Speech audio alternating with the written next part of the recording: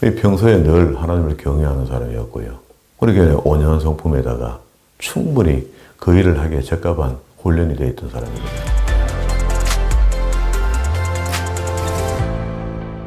오늘도 하나님께서 저와 여러분을 주는 말씀은 창세기 42장 1절 이하의 말씀을 통하여 요셉의 시험과 대속의 은혜를 보라 하신다는 말씀의 제목으로 하나님의 말씀이 선포될 때에 하나님의 목적, 하나님의 계획, 하나님의 뜻이 잘 들려져서 그 말씀에 순종할 때에 주시는 참복을 마음껏 누리시는 저와 여러분 되기를 주의 이름으로 축원합니다. 지난 시간에 그 요셉이는 팔려 내려간 거죠. 내려가서 감옥에 간 것이 아주 잘 된 겁니다. 그 감옥에 들어갔기 때문에 2년이라는 고고의 시간이 있었기 때문에 바로 왕을 만날 수 있는 기회를 얻은 겁니다. 만약에 요셉이 감옥에 내려가지 않았다면 바로를 만날 수 있는 전혀 가능성이 없습니다. 그게 이방인으로서 국왕을 어떻게 만납니까? 자, 이런 것들은 전부 다 하나님의 계획입니다. 하나님의 뜻입니다. 하나님의 목적이 있습니다.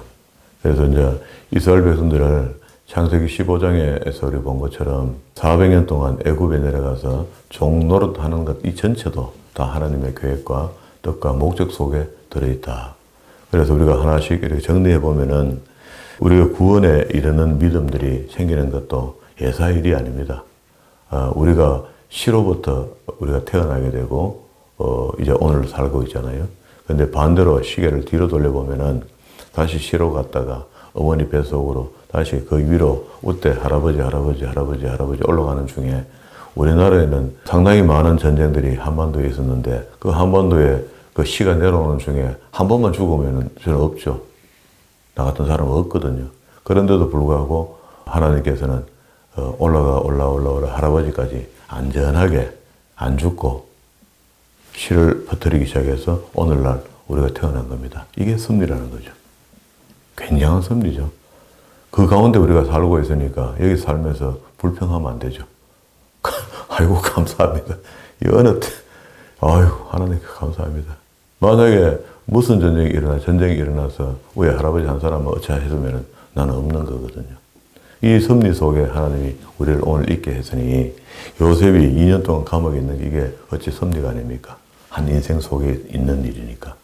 이게 하나님이 좀이라는 계획 속에 감옥에 2년 있는 동안에 두 사람의 꿈을 해석했고 그 중에 한 사람이 살아서 다시 황궁했고 그리고 이제 그 속에서 이제 바로가 꿈을 꾸게 되고 그 꿈을 기억했던 술 마던 관원장이 요셉을 청구하고 그 청구한 덕택에 바로를 만나게 되는 거죠. 만나게 되고 꿈 한 판 해석한 게 다입니다. 아무것도 한 게 없어요. 그거 딱 한 게 다인데 그때 그 시간에 그 자리에서 바로가 요셉을 봤을 때 아주 사기꾼 같고 거짓말쟁이 같고 말을 막 하는 사람 같고 우리가 보통 봤을 때 사람이 나쁘다는 걸 이렇게 형상할 수 있는 모습이 요셉의 모습 속에 보이고 그런 사람이라면 그게 등용되겠습니까? 안 됩니다. 평소에 늘 하나님을 경외하는 사람이었고요. 그렇게 5년 성품에다가 충분히 그 일을 하기에 적합한 훈련이 되어 있던 사람이거든요. 그래서 이미 보디발의 집을 치리할 수 있는 경영 마인드를 갖고 있고 그 다음에 전옥을 다 맡아서 운영할 수 있는 마인드를 이미 훈련받은 겁니다. 그러니까 당연히 여기 오니까 하나님이 도우시는 일에다가 전혀 못할 게 없죠. 근데 놀랍게도 이 이방 나라 팔레스타인에서는 꽤 떨어져 있는 애굽을 누가 도와요? 하나님이 돕는다는 겁니다.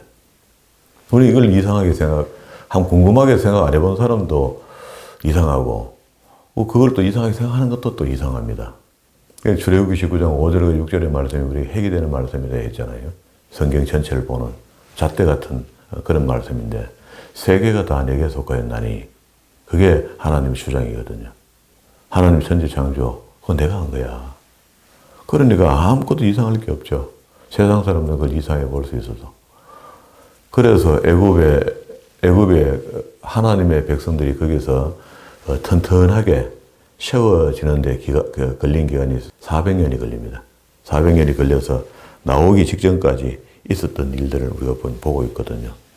그래서 기근이 7년 동안 생겼다 하는 이것도 꿈대로 된 거죠. 그렇다면 이거 하나님 뜻이죠. 하나님의 목적이 있어서 이 일을 만들어준 거죠. 그럼 기근이 유익한 거죠. 우선에 받을 때는 어렵다. 지난번에 요셉이 애굽에 도착해서 2년 동안 감옥에 갇혀 있는 상황이 연출되는 동안에 하나님은 계속 일하시는데 우리 생각 같으면 전능하신 하나님께서 단번에 해결하면 좋겠는데 절대 그렇지 않습니다. 이게 광야에 나온 이스라엘 백성들을 대할 때도요. 나중에 그 백성들이 투덜거리니까 그냥 하나님 기다려 주셔요. 기다려 주시니까 하나님의 수는 무한대고 우리의 수는 짧으면 70, 길면 80밖에 안 돼요. 그래서 이 기간 동안에 하나님의 영광의 도구로 쓰임 받느냐 아니면 사단의 도구로 쓰임 받느냐 이 두 가지의 절대절명의 상황이 있습니다. 그래서 때로는 어떤 선한 도구로 쓰임 받다가 때로는 또 악의 도구로 쓰임 받다가 왔다 갔다 하다가 시간 다 보내는 수 있습니다. 우리가 결단할 필요가 있어요. 오직 하나님은 위해 살겠다.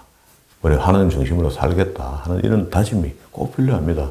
매일 아침마다 우리 해병대 군대나 우리 좀 세게 하는 군대들 있잖아요. 뭐 기합이 대단하잖아요. 그 아침에 강함 지르고 출발하면은 그 하루 종일 그 기합이 자기 몸을 지배하고요. 생각이 지배하고 마음이 지배하고 행동이 지배하고 그 이렇게 있다가 하루를 읽어 마치고 다음날 아침 자고 일어나면 또 국가를 위해서 조국을 위해서 회담해서 늘 하잖아요. 우리도 하나님 나라를 위해서 그런 어떤 다짐들 이런 것들이 꼭 필요하다 이런 생각이 듭니다. 그래서 우리 세상에 지금도 예상치 않는 기근들이 생기고 예상치 않는 자연재해가 생길 때마다 이건 분명히 하나님 하시는 일이다. 과학적으로 증명은 안 되지만 이건 분명히 하나님 하시는 일 맞다.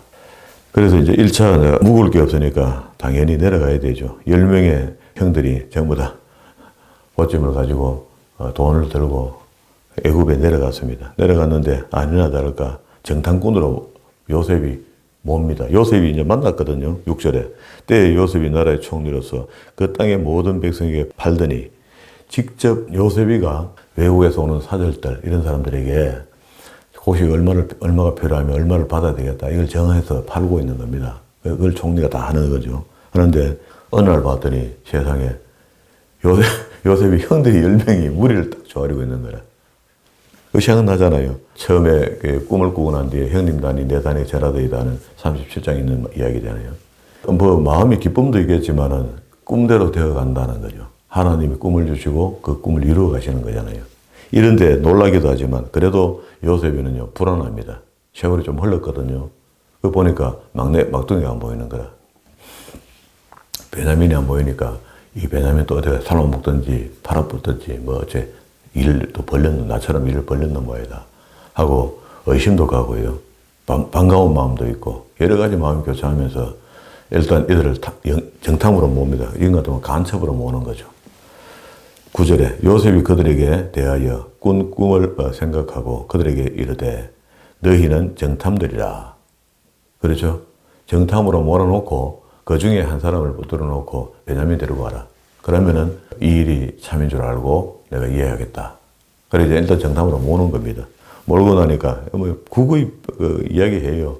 11절에 우리는 다 한 사람의 아들로서 독실한 자니 독실하게 뭘 독실해? 동생 팔아먹었는데 요셉을 팔아먹었는데 죽이려 했는데 종들은 정탐이 아니니이다. 13절 그들이 가로되 주의 종 우리들은 12형제로서 가나안 땅 한 사람의 아들들이라.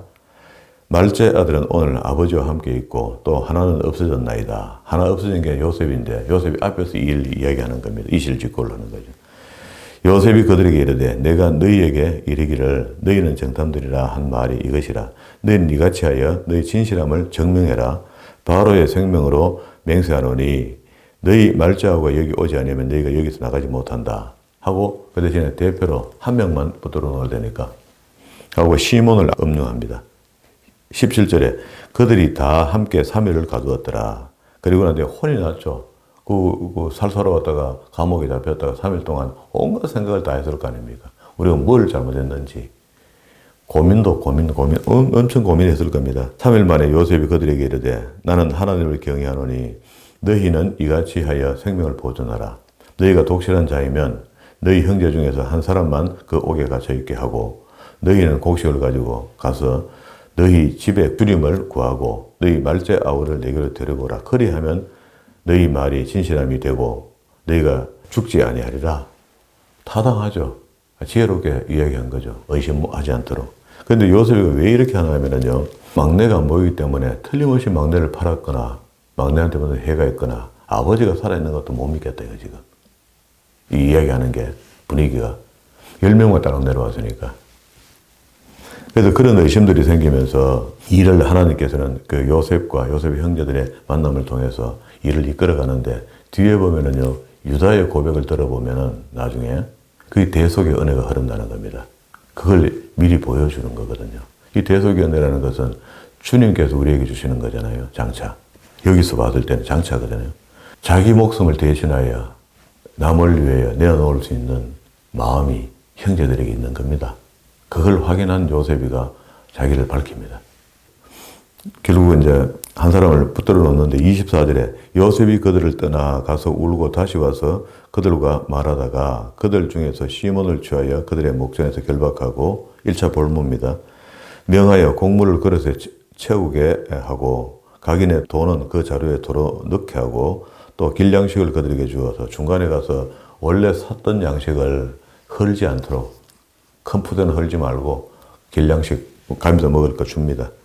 그리고 난 뒤에 가나안으로 돌아갔습니다. 돌아가는 중에 이들이 객점에서 자기 짐을 풀어보니까 돈이 들은 거라. 큰일 났다 이거. 그리고 또 동생을 팔아먹게 됐다 이거. 하고 고민합니다. 27절 한 사람이 객점에서 나귀에게 먹이를 주려고 자루를 풀어본즉 그 돈이 자루 아구에 있는지라. 그가 그 형제에게 고하되 내 돈이 도로 넣었도다. 이거 보통 일이 아니죠. 이러면 동생 하나 팔아먹게 된 겁니다. 그래서 일단 어쨌든 이 일이 있고 오던 길을 돌아갈 수 없으니까 올라갔습니다. 그들이 가나안 땅 29절 가나안 땅에 돌아와서 그 아비에게 이르되 그가 만일 했던 일들을 보고했죠. 아버지한테. 그래 그 땅의 주 그 사람이 엄히 우리에게 말씀하고 우리를 그 나라 정탐으로 여기기로 우리가 이런저런 설명을 했더니 결국 말째하고를 볼모로 붙들어 놓고 우리를 곡식을 줘서 다시 돌려보내나이다 하는데 그 속에 돈도 있더라고 하고 복을 다 한 겁니다. 알겠니? 막 야곱이 그걸 들으니까 어쩌겠어요. 대반 눈치채죠. 33절 그 땅에 그 사람이 우리에게 이르되 내가 이같이 하여 너희의 독실한 자임을 알리니 너희 형제 중에 하나를 내게 두고 양식을 가지고 가서 집들의 주림을 구하고 너희 말째 아우를 내게 데리고 오라. 그리하면 너희가 정탐이 아니요 독실한 자임을 내가 알고 너희 형제를 너희에게 돌려주겠다. 이거 잡아놓은 사람을 너희가 이 나라에 계속 무역도 할 수 있고 이렇게 조건을 맞춰주었습니다. 36절 그 아비 야곱이 그들에게 이르되 너희가 나로 나의 자식들을 잃게 하는도다. 요셉도 없어졌고 시몬도 없어졌거늘 베냐민을 또 빼앗고자 하느냐 하니 말이 안 통하죠. 야곱이 이제 이거 용서가 안 됩니다. 이미 아들 하나 잃은 그것도 의심스러운데 지난번에 옷에다 피 묻혀온 것도 의구심이 있거든요. 그런데 풀지 못하고 그냥 살은 겁니다. 살았는데 이번에는 또 동생 하나를 갖다가 이역말려 또 날려버리고 그래도 하나 더 데리고 가려고 한다 하니까 이거는 도저히 이해가 안 된다.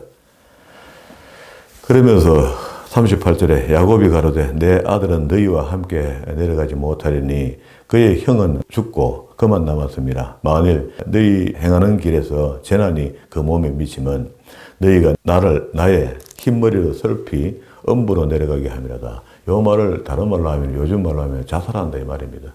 내가 죽어본다 그러면 못 산다 나는.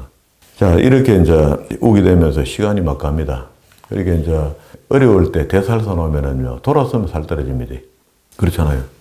요새는 뭐 대살카이게는 그 젊은 사람도 알겠나마는, 우리는 다 그 옛날에 대살사 먹고 다, 뭐 시골에서야 뭐 한 해 농사 지고 한 해 먹을 양식을 갖고 있었다 하지만, 도시에 어려운 집들은 전부 다 대살사 먹었습니다. 제 어릴 때도 그런 것 같아요. 그러면 그거 뭐, 입들은 많잖아요, 식구가. 식구 많으면은 뭐, 서너만 돌아서면 인해 없어집니다. 여기도 지금 뭐, 형제들이 많잖아요. 그래서 가뭄에 생산하는 건 없는데 있는 것 갖다가 퍼무이 뭐 금방 없어져 버는 거라 사온 게. 그래가 야곱이 이제 이런저런 궁금한 생각을 하면서 절대 안 된다 해도 안 되는 게 어디 있어. 지금 다 굶어 죽을 판인데. 그래서 두 번째 내려가도록 환경을 만들어줍니다. 그 땅의 기근이 심하고 그들이 애굽에서 가져온 곡식을 다 먹으며 그 아비가 그들에게 이르되 다시 가서 우리를 위하여 양식을 좀 사라. 이렇게 이야기하니까 그때서야 유다가 대표성을 띠면서 아버지한테 설득합니다. 아버지. 왜? 여기 장가가고 자기 아픔을 알고 있거든요. 아버지도 이해도 많이 하고 있고. 지난번에 자기 아들들 죽은 거 이런 것들 있잖아요. 다말 사건을 다 알고 자기는 경험했잖아요. 그래서 아버지 대표성을 띄고 이야기를 합니다. 3절에 유다가 아비에게 말하여 가로되 그 사람이 엄히 우리에게 경계하여 가로되 너희 아우가 너희와 함께하지 아니하면 너희가 내 얼굴을 보지 못하리라 하였으니 아버지께서 우리 아우 이거 누굽니까? 베냐민이죠. 막내. 이걸 데리고 가야 된다는 거라. 우리와 함께 보내시면 우리가 내려가서 아버지를 위하여 양식을 사려니와 아버지께서 만일 그를 보내지 아니하시면 우리는 내려가지 아니하리다. 그 사람이 우리에게 말하기를 너희 아우가 너희와 함께 하지 아니하면 너희가 내 얼굴을 보지 못하리라 하였습니다. 그러면은 그 시몬은 그러면 형제 중에 별론가 또 별로 끈끈한 정이 없는 것 같아요. 베냐민하고 요셉이가 한 배거든요. 한 어머니 밑에 자랐거든요. 그러니까 여러 어머니가 있으니까 이런 형제가 좀 약한 것 같아요. 자, 이렇게 이제 시간이 흘러가니까 결국 그 야곱이 어떻게 했어요? 손들어야 되죠.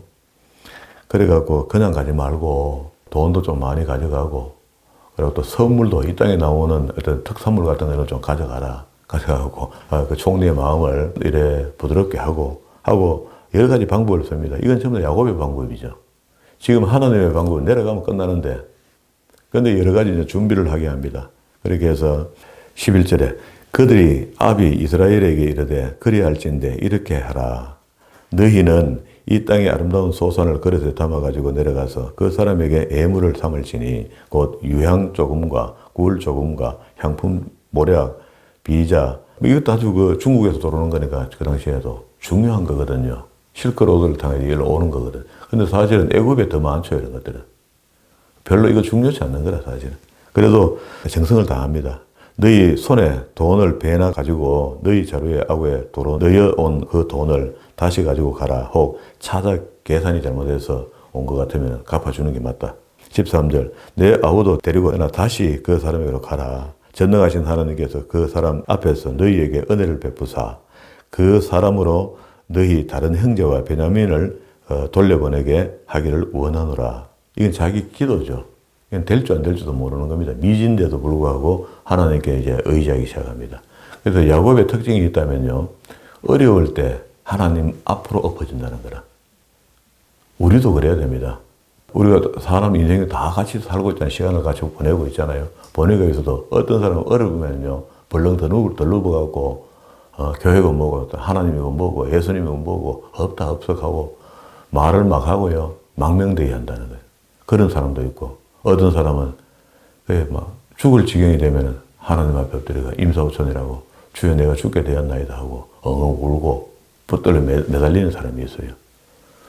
차라리 저는 받을 때 평소에 꾸준히 우리 신앙생활을 바르게 해놓은 게 좋습니다. 믿음의 시간들을 하나님과 교제의 시간들을 충분히 하는 게 좋아요. 갑자기 하기가 얼마나 힘듭니까? 그 위기가 되면은 그때 조금만 더 마음만 쓰면은 그 위기를 극복할 수 있는데 그렇게 평소에는 뭐 신앙생활을 아주 뭐 편안하게 하다가 위기가 시작하면은 여기 이제 야곱이 또 그런 유행입니다. 자, 그때 갑니다. 이제는 내가 자식을 잃게 되면 잃으리로다. 늘 야곱은요, 자기가, 아유, 이제 뭐 하겠다. 하나님 입장에서는 야곱을 봤을 때, 다 했나? 다 해봤나? 이렇게 묻는 거라. 아이고, 하나님 안 됩니다. 제가 못 하겠습니다. 하고, 다 내려놓고 주 뜻대로 하옵소서 하고, 탁 내려놓으면은요, 그때부터 하나님이 비켜봐라. 내가 할게. 하고 일하시는 거라. 이게 우리 신앙에도요, 이걸 길게 끌면 손해라. 이거 뻔히 보이지 않습니까? 일찍이 앞에 옆에 43장 1절에서부터, 이 끝에 36절부터라도, 여기서부터, 그래, 빨리 내려가라. 양식 남아들 때 내려가라 하고, 그럼 고생이 덜 하죠. 근데 사람이 생각이 안 되잖아요. 자기 고집이 있어서. 이제 자식을 잃게 되면 잃게 되리로다 하고, 안 되면 나도 죽지 하는 그런 포기하는 마음으로 죽게 맡깁니다. 맡기니까 그 사람들이 그 예물을 취하고 갑절 돈을 자기들의 손에 가지고 베냐민을 데리고 애굽에 내려가서 요셉 앞에 두 번째 이제 만나게 됩니다. 그게 뭐 여전히 첫 번째도 그랬죠. 요셉은 형들 만난 그 감격이 막 눈시울이 뜨거워지고 못 참는 겁니다. 그 뒤로 돌아가가 뒷방에 가고 울고 다시 한번 눈물 닦고 분장해가 나오고요. 그런 환경들이 막 왔다 갔다 합니다. 16절 요셉이 베냐민이 그들과 함께 있음을 보고 그 청지기에게 이르되 이 사람들을 집으로 인도해 드리고 짐승을 잡아 준비하라. 음식을 준비하라 말이죠.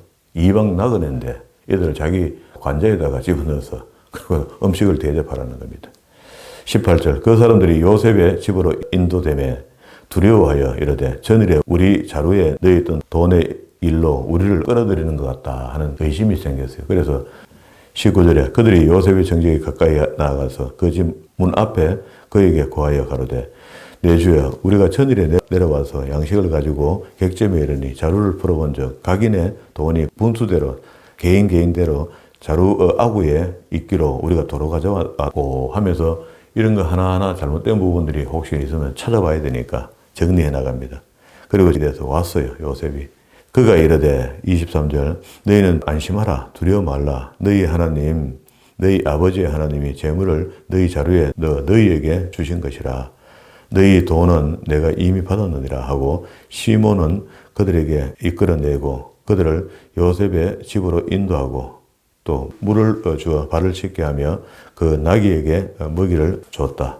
그리고 또 26절에 요셉이 집으로 저녁에 돌아왔습니다. 오고 난 뒤 27절 요셉이 그들에게 안부를 물으며 가로되 너희 아버지 너희가 말하던 그 노인이 안녕하시냐 지금까지 생존해 계시냐 하고 확인해 봅니다. 없는 사람은 지금 이제 한 사람이잖아요. 아버지가 없는 거라. 27절 요셉이 눈을 들어 자기 어머니의 아들들이 자기의 동생 베냐민을 보고 가로되 너희가 내게 말하던 너희 작은 동생이냐 그가 또 가로되 소자여 하나님이 내게 은혜를 베푸시기를 원하노라. 요셉이 아우를 인하여 마음이 타는 듯하죠. 그게 죽고 영원히 못 볼 뻔했던 한 배로 태어났던 막내 동생, 자기 동생이잖아요. 그 전체로 봐도 막내지만 이 동생을 보고 막 울고도 전에 가서 또 실컷 울고요.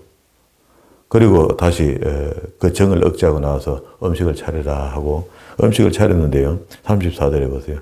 요셉이 자기 식물로 그들에게 주되 베냐민에게는 다른 사람마다 5배나 더 줍니다. 마음이 보이죠. 말 안 해도 동생아 형들 사이에 네 밥이나 제대로 먹었나 고기를 듬뿍 찍어가 들어주면서 더 물어 아이고 참 성경을 읽을 때 이런 것들이 보여지고 느껴질 때마다 그 참 사람이라 하는 거야 참 그죠? 5배나 주매 그들이 마시며 요셉과 함께 즐거워했더라. 그런데 유다나 이런 사람들은 머리가 막 굵었으니까 보면서 이상하다 고개를 갸웃갸웃거리면서 보면서 왜 더 주지? 막내한테는 44장 1절입니다. 요셉이 그 청지에게 명하여 가로되 양식을 각인의 자루에 실을 수 있을 만큼 채우고 각인의 돈을 그 자루에 다시 넣고 또 네 잔 곧 은잔을 그 소년의 자루에 아구에 넣어라. 자, 이건 무슨 일입니까? 다시 또 시험이에요. 요셉이 이렇게 치밀한 사람입니다.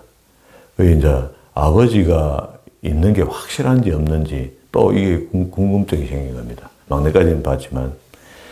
자, 4절에 그들이 성에 나가 멀리 가기 전에 요셉이 청지기에 이르되 일어나 그 사람들 뒤로 따라가 미칠 때에 그들에게 이르되 너희가 어찌하여 악으로 선을 갚느냐 하면서 그 자루를 다 뒤지기 시작해요. 보따리 속에 만약에 우리 그 주인의 그릇이 은잔이 여기만 들어있으면은 들어있는 사람은 구금한다. 못 간다. 하고 이제 그걸 붙드는 겁니다. 그리고 이미 다 짜는 거니까. 7절 그들이 그에게 대답하여 주여 어찌 이렇게 말씀하시나이까 이런 정도는 결단하지 않습니다. 뭐 훔치고 이런 건 뭐합니다. 우리 자루에 있던 돈도 우리가 지난번에 가져갔던 거 다시 안 가오는 거 안 봤습니까? 어찌하여 주인의 집에서 은금을 도둑질하리까? 종들 중에 누구든지 발견하는 큰 소리 뻥뻥 칩니다. 절대 그럴 일이 없거든요.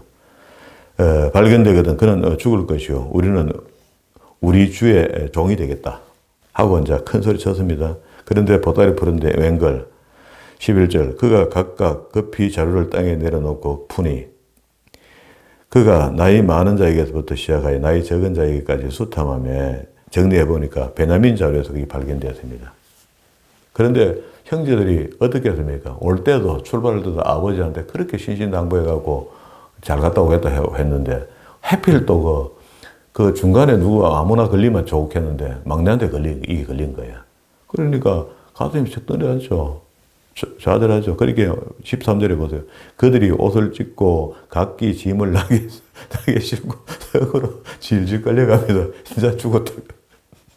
아버지도 죽고 지도 죽고 다 죽습니다. 이제. 15절에 요셉이 그들에게 이르되 너희가 어찌하여 이런 일을 행하였느냐 나 같은 사람이 점잘 칠 줄 알지 못하느냐 유다가 가로되 우리가 무슨 설명을 하오리까. 유다가 바른 말을 하죠. 현실을 탁 직시합니다. 그리고 이거는 방법을 달리해야 된다는 걸 아마도 인지했던 것 같아요. 왜? 고진감래 속에 배운 게 있어 그래요. 가족을 잃어보고 그죠? 그 험악한 세상을 살면서 깨달은 것들이 있는 거라.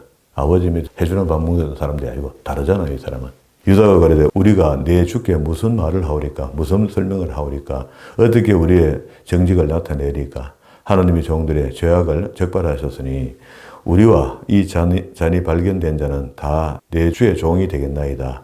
요셉이 가로되 내가 결코 그리하지 아니하리라. 잔이 손에서 발견된 자만 나의 종이 되고 너희는 평안히 아버지께로 돌아가라. 그러니까 돌아갈 수 없죠 이제. 이리 돌아가면 이제 난리가 나니까.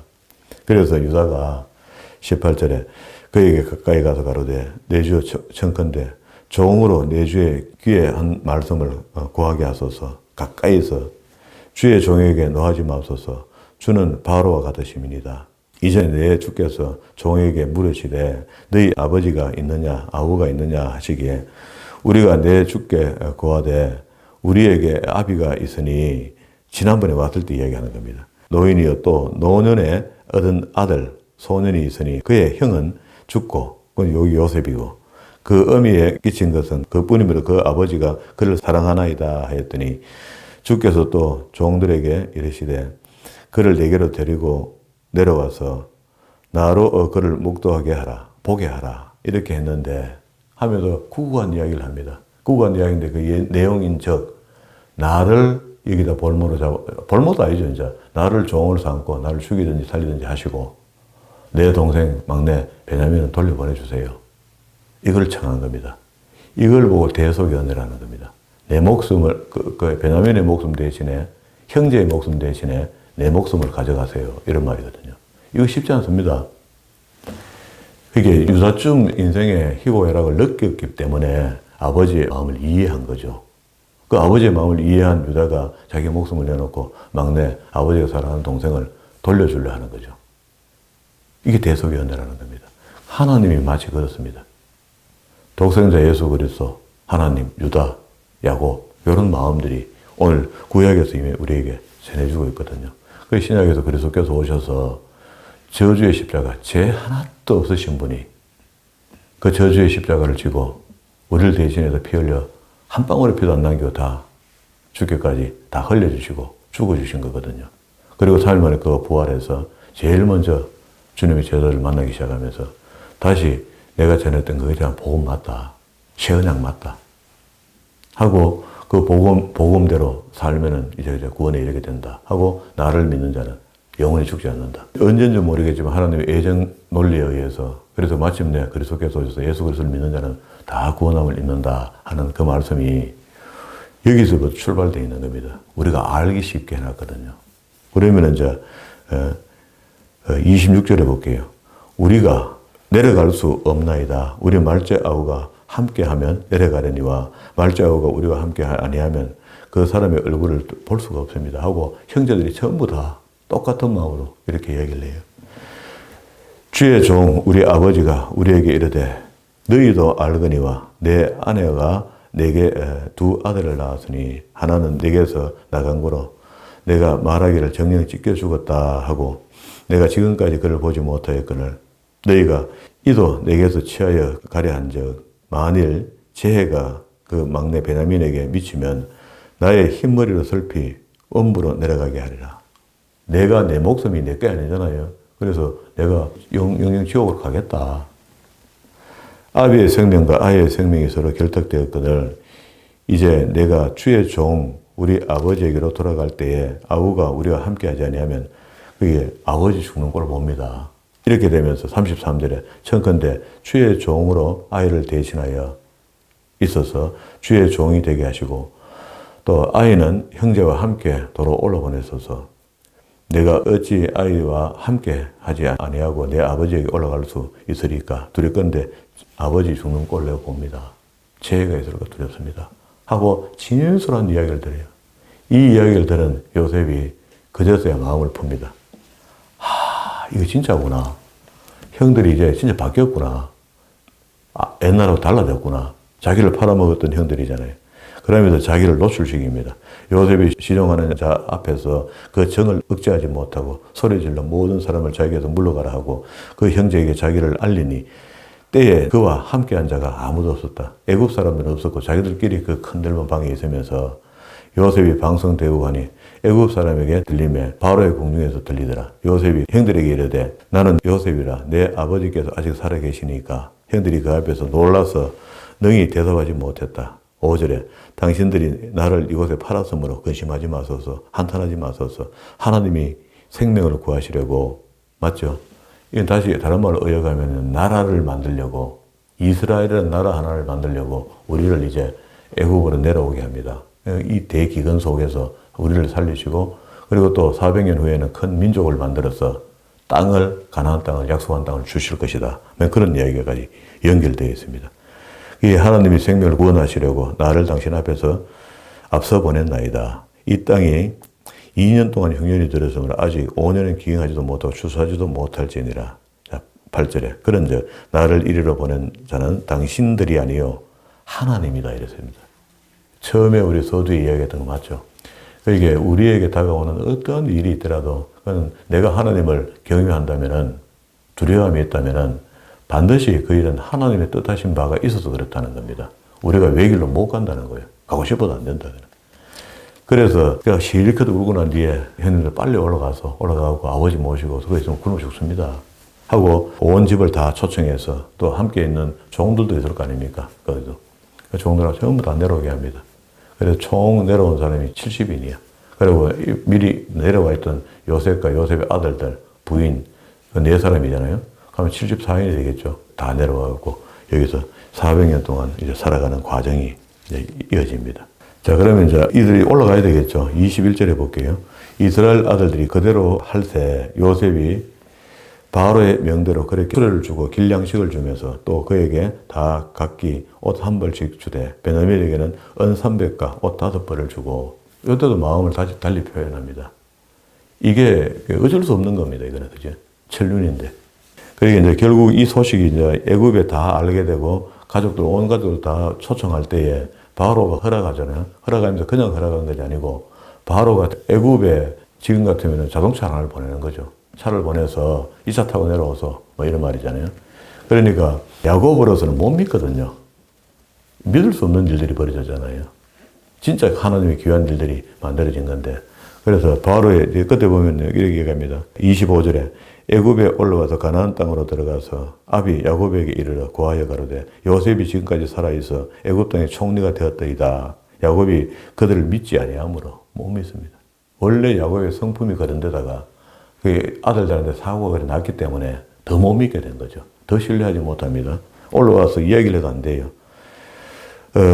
기세 가더니 들은 척도 안 하더니 그들이 또 요셉이 자기에게 부탁한 말로 모든 말로 그 아비에게 고하며 그 아비가 야곱이 요셉에게 자기를 태우려고 보낸 수레를 보고야 자동차를 보고야 이런 말이죠. 기운이 소생한지라 이스라엘이 가로되 조카도다.